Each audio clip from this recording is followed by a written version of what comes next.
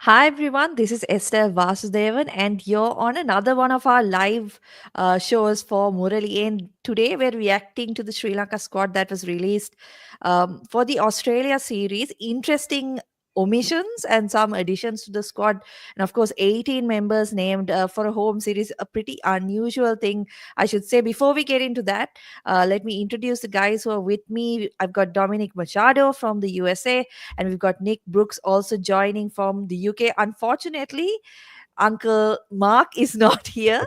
He won't be joining this live stream, but you can catch us every Monday. We're trying to get our live shows going, so we'll be coming online every Monday at 9 p.m. Sri Lankan time. To have our live shows, but this is just a reaction video to the squad that was released. Let's get right into it. So, 18 players named in the squad, Dom. Not not the usual kind of setup you would see, right? Particularly going into a home series where you're playing in one menu and you can call up players whenever you want. 18 players named. Yeah, it it's a strange thing, right? Because I think that's one of the home advantages is you could even go ahead and name like a squad for each test. You could name a squad for the first test in Gaul, the second test in Gaul. You could have standbys. You don't really need to name 18 players. So there's a couple of things that may be going on. I think one of the things that could be going on is that they're just trying to kind of point out or confuse Australia with, hey, we have four fast bowlers in our squad because they have Milan Ratnayaka, Asita Fernando, Vishwa Fernando, and Lahiru Kumara. And they also have four spinners in Sunal Danusha, Prabhat Surya, Jeffrey Vandersay, and Nishan Pires. So it may be an effort to confuse Australia, or it's kind of a call up perhaps could be something that has some value in the system. So maybe an 18-person squad is kind of a way of signaling, hey, all you guys are valued as members of the squad, and we can see or imagine ways that you'll be used in the test squad. And perhaps it's for training purposes as well. It's a chance to kind of get the players into a national outfit and get them training seriously and keep an eye on them. Perhaps it also has to do with designating who plays and who doesn't play in the ongoing first class season in Sri Lanka at the moment. But those are just some guesses. It is admittedly very strange to have 18 people in a squad for a two-test series at home. Yeah, it's interesting. I'm not sure if we've seen much of that happening in the past, but like you said, it could be an effort to kind of misdirect the Aussies. But is that really something they would buy, Nick? I mean, they've scheduled the two tests in Gaul. Sri Lanka have one of the most successful spinners of the last couple of years in their side. Is there any doubt as to what the conditions are going to be like? I think if it's an attempt to kind of, at a bit of sleight of hand or to pull the wool over Australia's eyes, it's a pretty blunt one, right? I mean, I would be absolutely shocked if Vishwa Fernando plays any part in this test series. I kind of agree with Dom that this is a way of saying, especially given the lack of test cricket Sri Lanka have this year, that it might just be a way of saying, look, we still value you. You're still in our thoughts. You're still around the squad. But I mean, the last test Sri Lanka played against New Zealand at Gaul, okay, it was a test where everything went in their favor, but Milan Ratnayaka, the second seamer, bowled 2 overs. So four seamers seems like overkill. I'd be very surprised if Vishwa or Kumara play a part. I wouldn't be totally shocked if Sri Lanka go with one frontline seamer. I think it might be a better call. So yeah, I'm not sure this is confusing anyone too much, but odd all the same. Sri Lanka squads tend to come late and they're never without a bit of surprises. And I've got to say, I raised an eyebrow seeing 18 names on the team sheet. Yeah, and getting into the 18 names, I feel like there are few players who have missed out, and one of them you could say is Nishan Madushka, right? Like for the longest time, or at least until that series in England, where he was kind of shunted up and down the order, asked to keep and open the batting. Um, he was pretty much a permanent fixture in the squad, at least for the last the few series preceding that, doesn't find a spot in this one. Instead, you've got the likes of Lahiru Udara, Oshida Fernando in the side. I'm a bit, skeptical about it for the only reason that both of them are 30 plus. And Madushka is a bit younger. Sri Lanka don't have a lot of tests to come, right?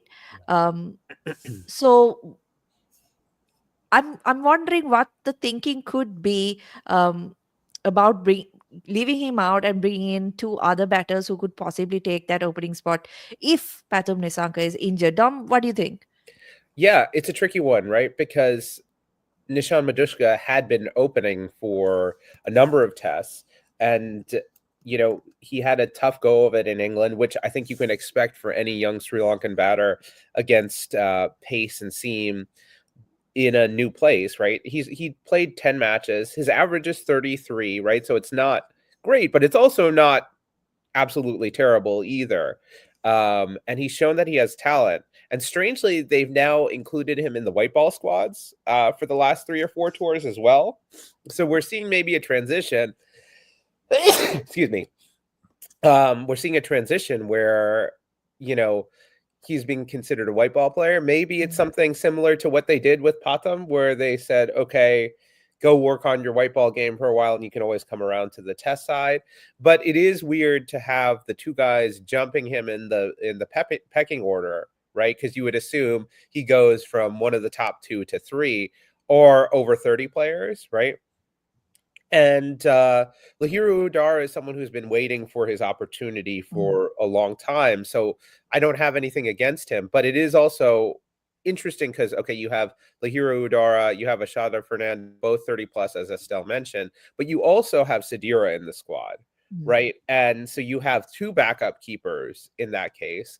And Sadira is the only really backup middle order batter that you have. So my question is, what is he doing in the squad? What's his role in the squad? What role is he hoping to play in the future? So I think given, and maybe it also is a hint to us as to what SLC is thinking for the next 2-year World Test Series, is that they want to go with these guys kind of in their early 30s who've waited a while and see if they can capitalize on a good run of form rather than trying to actually blood a younger player and think, 5 years in advance. Yeah, that's an interesting thought actually, because when you think about it, it is possible that Sri Lanka lose a bit of experience going into the next cycle, right? When you've got the likes of Angelo, you've got Dimuth, we've discussed about like whether they will retire, whether there will be kind of open slots opening up for other players. So it could possibly be that you want to have players who have experience, and then the likes of Oshada Fernando have played domestic cricket for a long time. Lahiru Udara, as you mentioned, has been part of the A team a lot. I feel like he's been that guy who's constantly been in the runs, but hasn't really got the big opportunities with Sri Lankan team. So that could possibly be the thinking as well. But no middle order options, as you mentioned, Dominic. Um, who are the other players that we could have looked at as Dom mentioned? If you consider Lahiru Udara wicket keeping option, then you basically have 2 backups for Kusal Mendis, right? But if you if that is the makeup of things, could they have maybe included somebody else in the middle order instead of one of those keeping options? Yeah, I think they could have. I mean, again, I'd be shocked if Sadira plays a part in this series. Maybe he's someone who they like to have around because he's an excellent fielder. Yeah. But I think you look at Pasindu Surya Bandara and what he's been doing in first-class cricket, a guy who's averaging on the cusp of 60, who is now 25. And I mean, I think when you look at how well both Pathum and Kamindu Mendis have done off the back of outstanding first-class averages, I feel like the narrative, which maybe existed 18 months ago, that an excessive average in the Sri Lankan first-class game doesn't necessarily translate to scoring runs in international cricket, has kind of dissipated a bit. And yeah, I would love to see Pasindu included in the squad sooner rather than later. And given that they've named 18 this time, I think it would have been, fair to include him. I do also think the whole Nishan Madushka issue, I can see both sides of it, that if you take out the 205 he scored against Ireland, he's kind of averaging low 20s in Test cricket. But then again, he averages 50 in first-class cricket. He's done better than Lahira Udara has in first-class cricket. And, before Sri Lanka went to England, he was first choice. He's now obviously slipped down, but it seems harsh to drop a Sri Lankan opener based on what they've done during a series in England. So, and as Dom said, he's now in the white ball setup. So obviously he's a player that Sanath likes. Maybe they do think that Udara or Oshada is the guy for the next World Test Championship cycle. But with these tests not meaning as much now with Sri Lanka, I mean, all but eliminated from the final this time around, I would have liked to see a couple of young players in the squad given a chance, especially considering that we've got a situation where the A team's been doing really well and there are a number of guys who are really putting their hands up for selection right now. Yeah, it is an kind of exciting place to be for the red ball team, isn't it? Because you've got guys who are getting runs at the A team level. You saw that series against South Africa, likes of Rocha Fernando getting a lot of runs there. Passing the Surya Bandara, as you mentioned, has also been kind of that prolific batter in the middle order in domestic cricket. A few other names as well. Pawan Ratnayaka is another one, attacking, aggressive batter who I think we like the looks of, right? Because he Like has him a lot. he's got the shots to kind of make a difference. So interesting to see, but also I would say not completely unexpected that we aren't seeing that many new faces. Like I said, right? You've got a couple of guys who are probably in the last year or year and a half of their careers, and it's very unlikely that you're going to see them dropped in this series. So the only opportunity would have been if they were just to sit in the squad and not really get much game time. So maybe the thinking is that they get to play domestic cricket if they're not with the team. Moving on to like positions, Pathum Nisanka is in the squad, but his participation in the series will be subject to fitness. So he's carrying an injury. We did have a couple of injury scares, other injury scares as well. Dhananjay De Silva and Kamindu Mendis there were some doubts cast on whether they will feature in the first test or not, but it seems like everything is cleared and they will go ahead. That's a big relief, I feel, for Sri Lanka, particularly. Yes, Kamindu Mendis, but Nick Dhananjay De Silva has been one of the kind of the mainstays of that batting lineup over the last 5 to 6 years, right? So not having him in the lineup would have been a big blow. Yeah, I mean, absolutely, and not insignificantly, because he's done so well since taking over as captain, right? And I feel that he's a real central figure for this team to build around. As you say, Estelle, he's played some crucial innings, especially on occasions. I'm thinking of like in Bangladesh when Sri Lanka slipped to 50 for 5, again in the first test in England when they were in a similar slot. He's a guy who can come in at 6 or 7 and score, make big innings.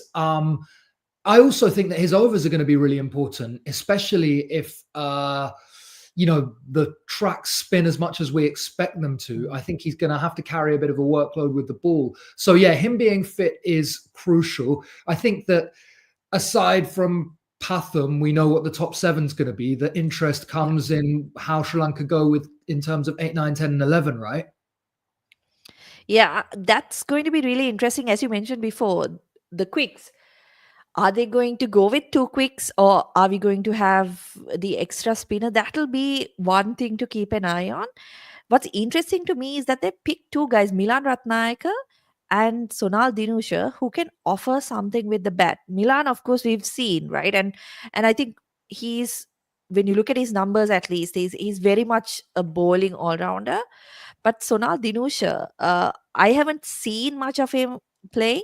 He's obviously featured for the A team, but if you look at his record, his FC record, he's got 94 wickets at 24, but he's also got like 2000 plus runs with 600s under his belt at an average of 40.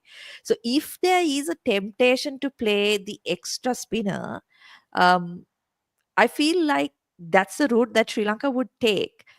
But would that be a good option when you've got, your quicks doing well, Dom? Yeah, it's a good question. I think the Quicks have done well. The big problem we noticed, or at least a problem we noticed in South Africa, was the lack of batting with the tail. Like once you get to Mm, 7, those wickets can fall quickly, and I wonder with Australia likely fielding, obviously they'll have spinners, but a pace heavy attack, right? Mitch Stark can clean up a tail very quickly. That's one thing that they're considering. So I'd imagine whoever plays at number 8 is going to be able to bat a little.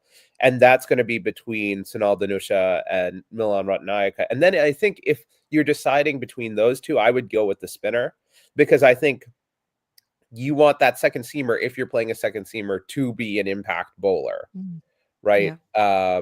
And I don't think Milan Ratnayaka can provide a huge impact in Sri Lanka in terms of bowling, right? There are better options to go with if you want to play a second seamer, right? Having Lahira Kumar come in and bowl 3 over spells to kind of rustle up the batters would be one thing. So I think I'd imagine Sunal Dhanusha will probably get a look in.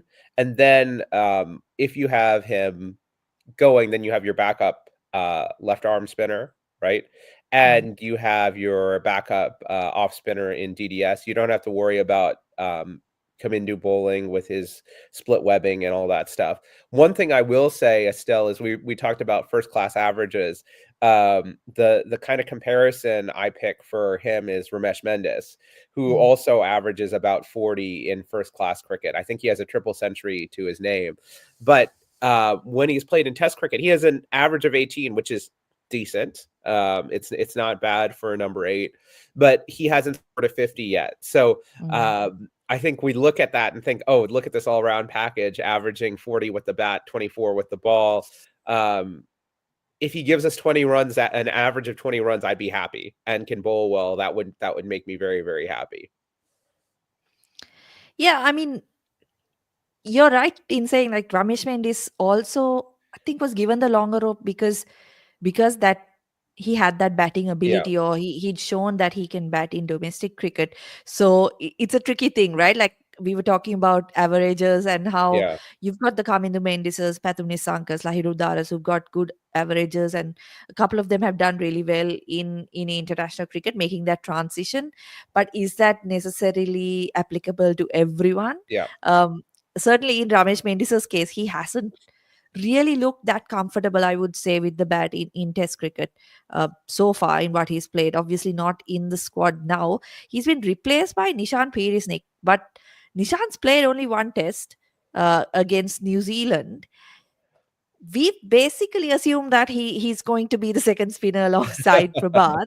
But is there a chance that we have someone like Van der Sar coming in? I'd be shocked if Nishan doesn't play. I was really impressed with his performance in that test against New Zealand. He just showed such good control, right, which seemed to really aid Prabha's cause by not having someone like Ramesh Mendis who can leak runs at the other end. Yeah. I think that I think the real interesting thing is that we aren't sure how good Sunil Dhanusha's bowling is. Mm. One thing that I did notice is that he scored 300s in his last 5 games, one of them against Pakistan A. So he's obviously in a good run of batting form. I think that for me, the question at number 8, it's either Sonal or Vanders rather than the second seamer. I'm comfortable going with one seamer, especially if Ange can offer you an over or 2 if the ball's swinging around. That's something I did not think I'd be saying, but here we are again.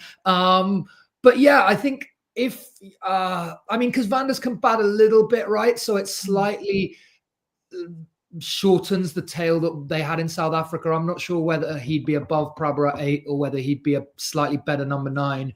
But then who was it? Vishwa in South Africa.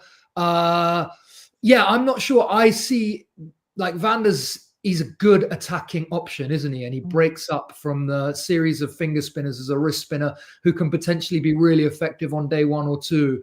But yeah, I think my temptation would be to pick Sonal Danusha, just because during that series in South Africa, as Dom alluded to, a lot of the time you're 4 down and you're thinking like, we're nearly all out here. And I think that can't really happen. And you need to have someone who can at least, especially when you've got strong batters at 5, 6, 7, right? Kamindu, DDS, Kusal Mendes. You need someone who can hold down and end with them. And Sonal Danusha looks like he can do that.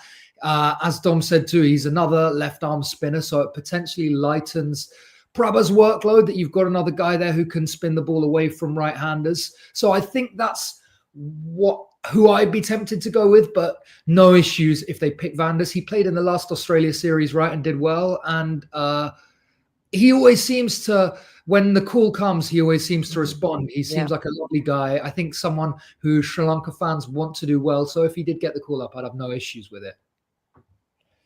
Yeah, he's one of those guys who you feel is a bit unlucky, right? Because he's kind of second coming into the international scene has come at a time when Sri Lanka's bowling stocks in both white ball and red ball cricket are really strong. So there's basically no way he gets into the ODI or T20 team unless one of those is injured. And then in the test squad, Prabhat's basically cemented his place for at least a year. And it's the second spinner who Sri Lanka are often tempted to go with the finger spinner who would have more control. So I do feel like he's a bit unlucky. I know I spoke about him in the previous pod as well, that he wouldn't be a bad call, as you mentioned, Nick, attacking option. But yeah, you tend to feel that Sri Lanka will kind of play it safe and go with the finger spinner. So I think the batting is pretty settled. It's just the bowling and who's going to, what kind of combination they're going for, which will be interesting to see. Overall, happy with the squad, Dom? Yeah, I think the main players, like the 15 players they're choosing from, I feel pretty happy with. My gripes would be not, dropping Nishan Madushka, right? I think we don't know how long his time in the wilderness is going to be. I'm glad he's in the white ball squad because that means they can keep tabs on him. And of course, I'd like to see some of the younger, more exciting players come through. But I think apart from that, everything looks to be what we expected. I like the idea of bringing Sonal Danusha along because they played him as their lead spinner on these A tours. And so that is kind of, for me, okay, this is a guy who we've looked at and who's young, who we think can contribute. So I feel reasonably happy. One of the things that I think we always want to look at is how they manage the third spinner if they play the third spinner, because I think sometimes if Prabha or if the third spinner starts off poorly, he may get shunted to the back rather than given another chance to kind of bowl when he should. So that would be the one point that I make, is that if you're going to play 3 spinners, allow someone like Sonal Danusha or Vandersay or whoever it is to get into their rhythm and give them a few overs to bowl. Don't just see what their first spell does, and if they don't perform well, dump them. Yeah. Nick, happy with the squad? Yeah, I think I agree with Dom, like no major dramas. And it's an interesting point that Dom makes about the third spinner, especially given the fact that you've got DDS, and I'm still not sure what hand Kamindu split webbing is on, but potentially he could bowl a bit. So I wonder if, we've talked about where do Ashada and Sadira kind of fit into this squad. I wonder whether they might have a kind of thought in the back of their mind that they could even play an outright batter at 8 if they've got enough bowling with 3 spinners and a seamer. I think it's I think it's unlikely, but it could be an outside option given that, as I said, Milan Ratnaka, the 4th bowler last time in the test, will bowl 2 overs. They got through an innings victory basically just with Asitha, Nishan, Prabha, and a bit of DDS. So, I'm happy with the squad. I hope that Patham makes it to the first test just because I love watching him bat. It's hard for me to get up for these tests at 3:34 in the morning, and he makes it a little bit easier. Normally, I wake up actually in recent times, and he's gotten out by the time my eyes finally get open. So I'd love to wake up and see him hitting the ball all over the place. And yeah, I'm just really looking forward to them getting started. Obviously, South Africa was a disappointment.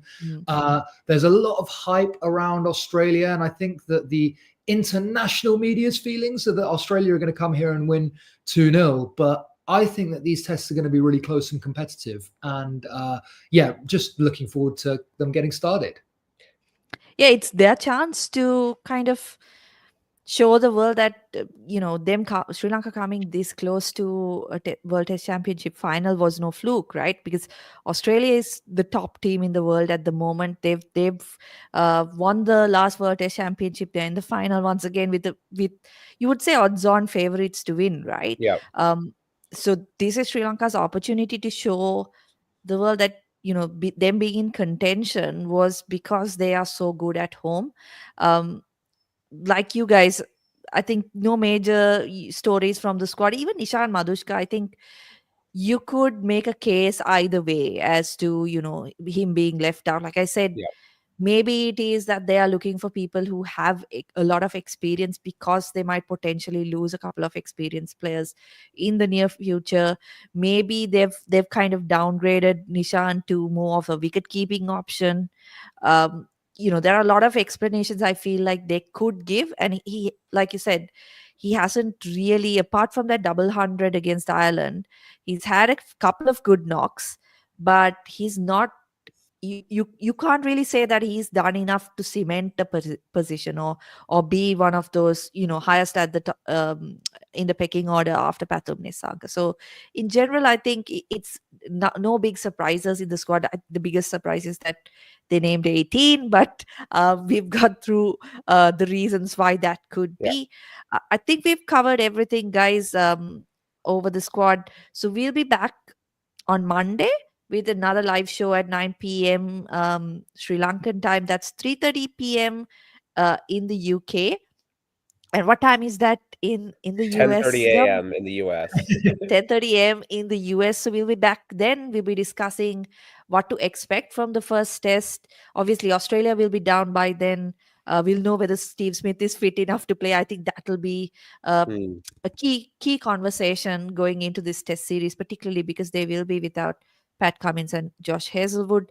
And we'll also look at the Under 19 World Cup, what the girls have been doing over in Malaysia, and discuss some franchise cricket and how the likes of Ishan Malinga are doing overseas. So that's it from us for today. I hope you enjoyed this show.